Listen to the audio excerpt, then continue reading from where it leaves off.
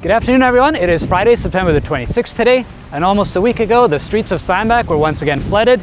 But here we are, a couple of sunny days and some windy conditions later, and field conditions are much better already.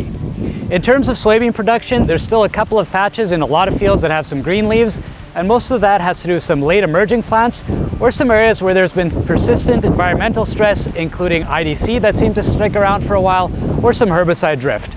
But overall, as soon as field conditions allow, we're going to see a lot of combines out there. And preliminary results suggest that there's some great yields out there. So we're excited to take the weigh wagons out and share what we find with you.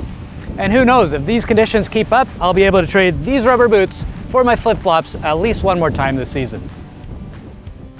The recent rain has made silage timing on a lot of operations quite difficult because the crop is ready, but the field conditions are far from ideal. One thing to keep in mind is that whole plant moisture is critical for a good ensiling process. So even though the tops of these plants are dried out because they had a touch of frost, it wasn't a killing frost, so there's still green in that canopy, and those stalks still have a lot of moisture in them. So overall, we haven't been seeing whole plant moistures drop nearly as fast as it looks as we drive by on the road. So that's great news. Karis and Chris should be out here later this afternoon weighing this silage plot, and that'll be the third one.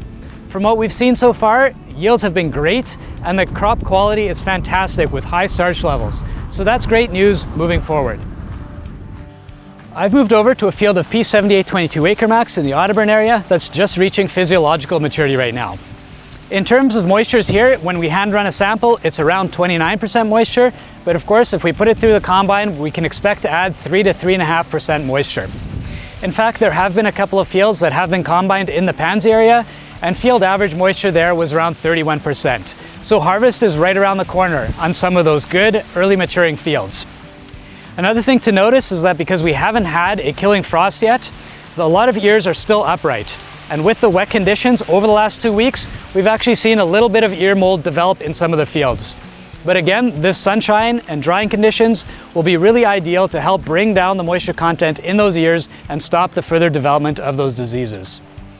Another question that we should address is just in terms of stalk integrity, especially in those areas where there's saturated soils, there's been some hail or some sandblasting early in the season when these plants were still seedlings, that there is some Fusarium, some Gibberella, as well as some Pythium that's potentially in those stalks.